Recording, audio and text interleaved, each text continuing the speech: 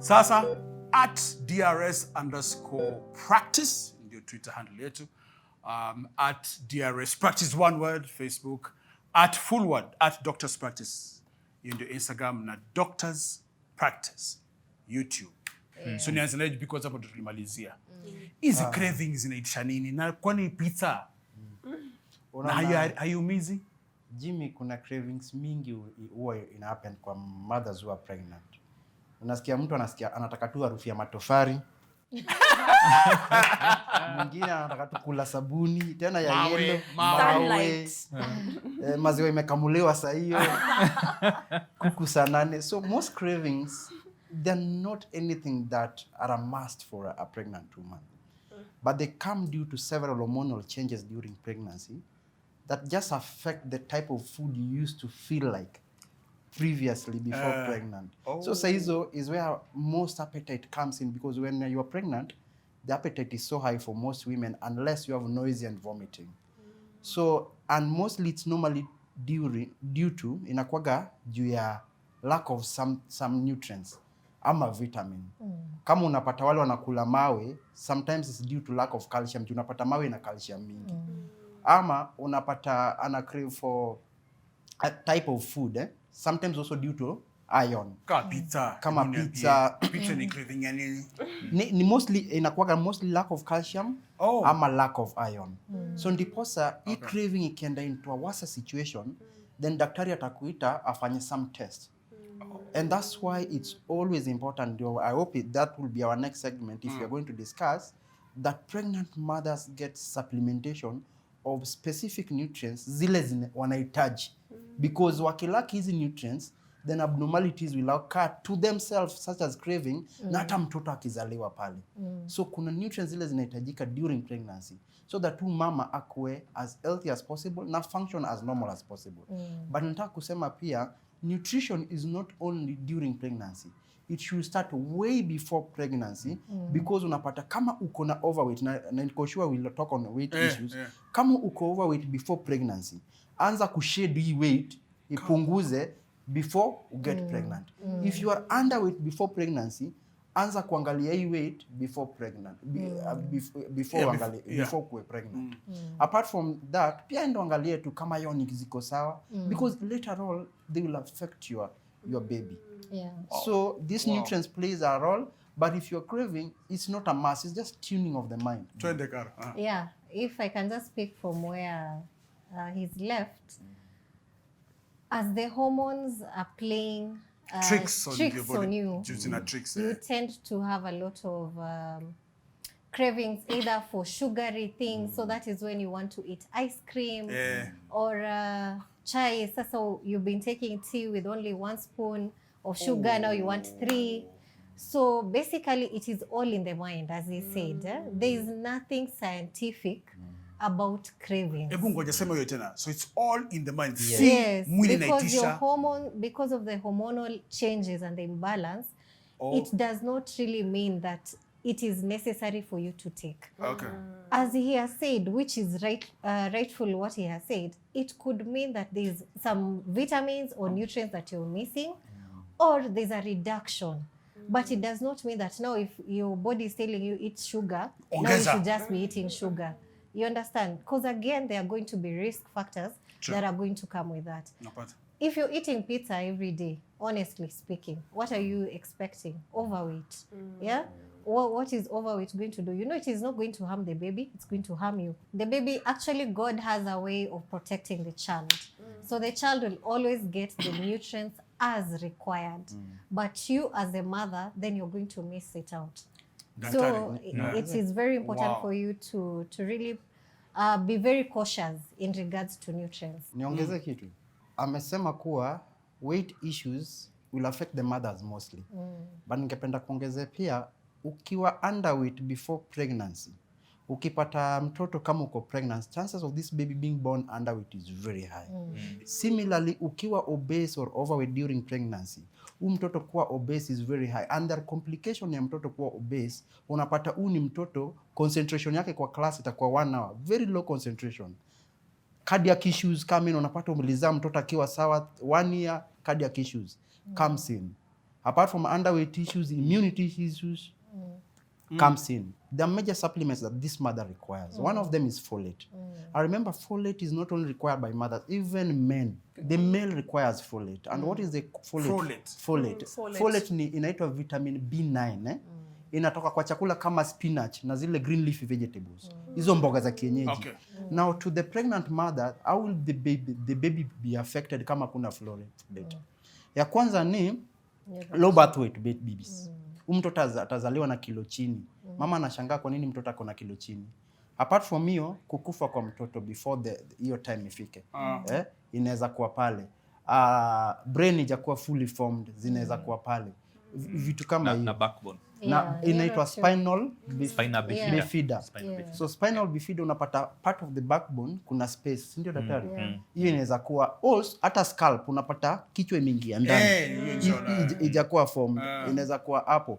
Kuna kitu inaitwa cleft palate. Unapata part ya mdomo inaingia ndani. Si ndio? So inaweza kuwa both of them ama moja ama total inaingia ndani.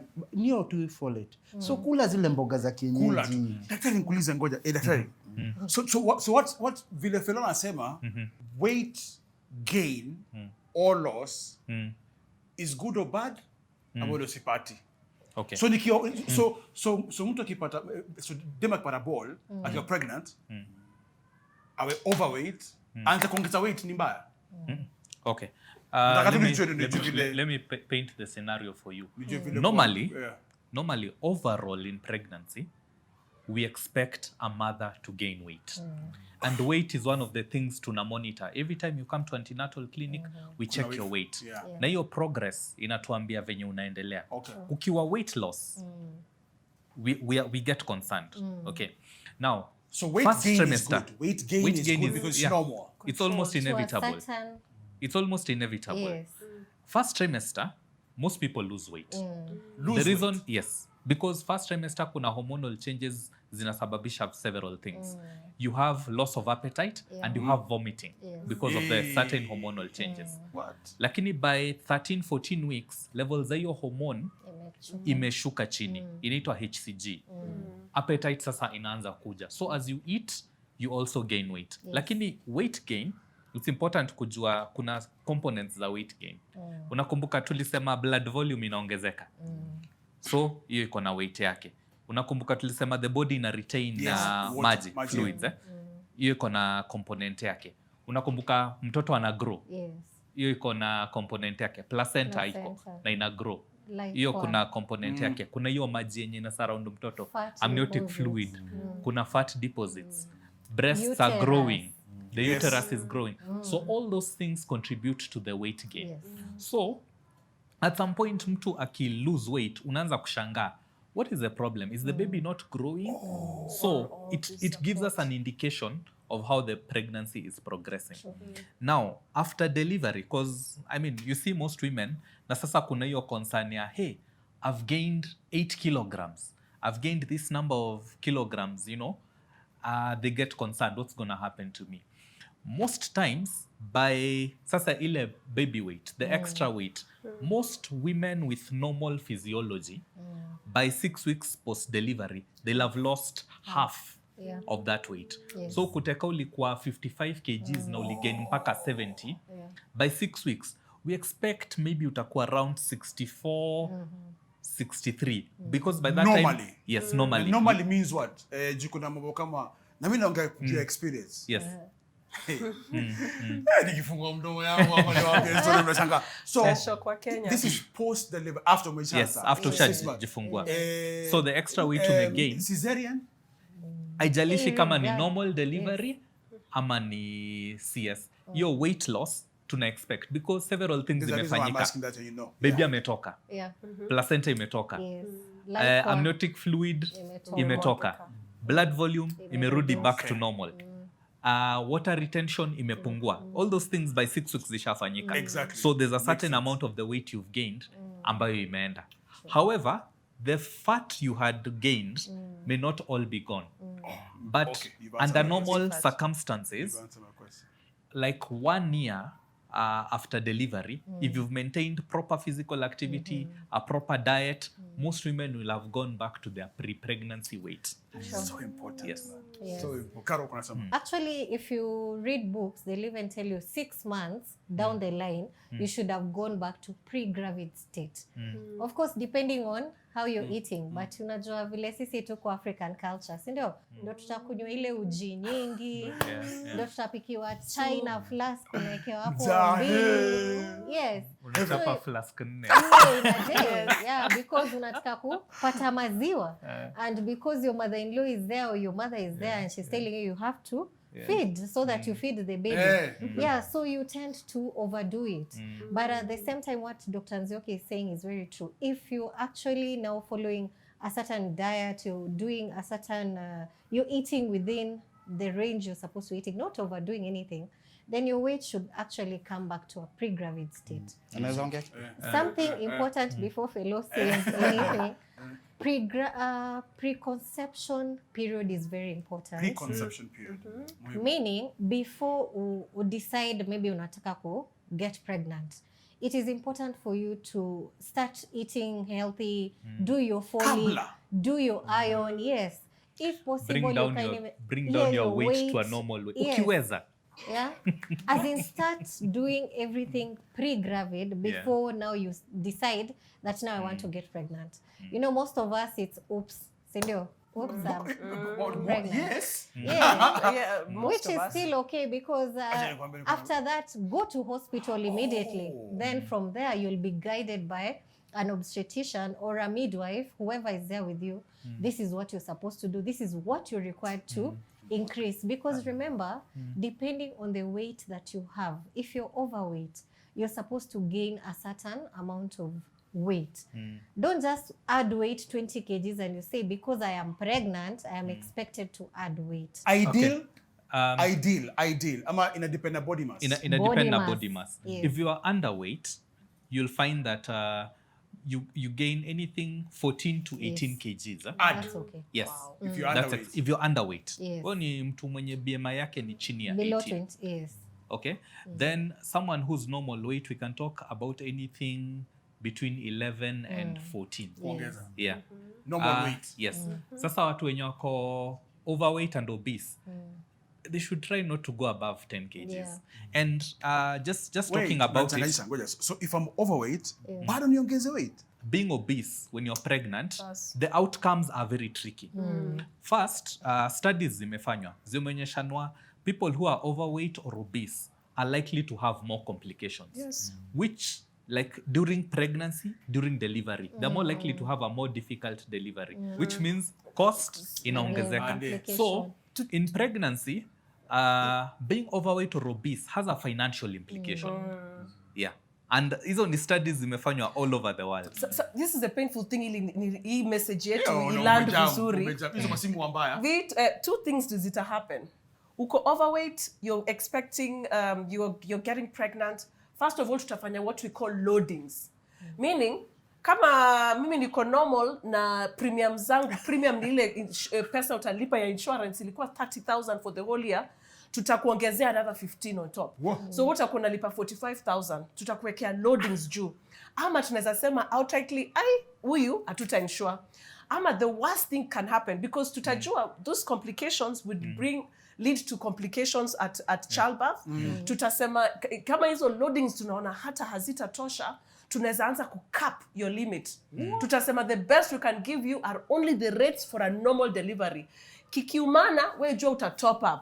What is even worse, which you need to be very ready, is when you have these complications during pregnancy, you're neglecting your weight, you're neglecting your diet, you're neglecting your physical fitness.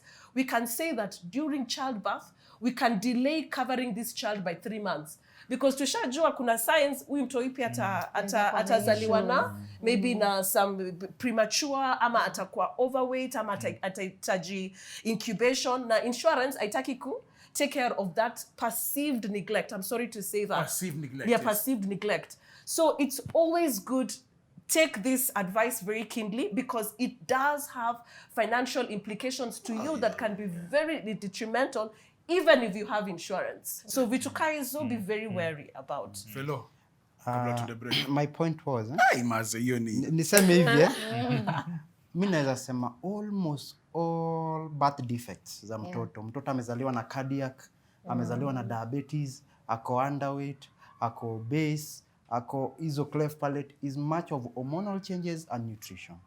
So if you can go to the hospital, check your hormonal changes, talk to your doctor about, let the doctor guide you through the journey. Easy test zote za hizi nutrients zifanywe, then your baby will be normal. And one nutrients that I said are the nutrients that I said ziko very important. Tulisema kuna iron. Oxygen iende kwa brain, brain cells multiply. Ndiposa unapata sisi wote ni men, but dem atageja ataona huyu haptoshi. Ile brain haiku develop. And neurons, daktari atakwambia hapa, neurons ni zile mishipa za nerves za ubongo.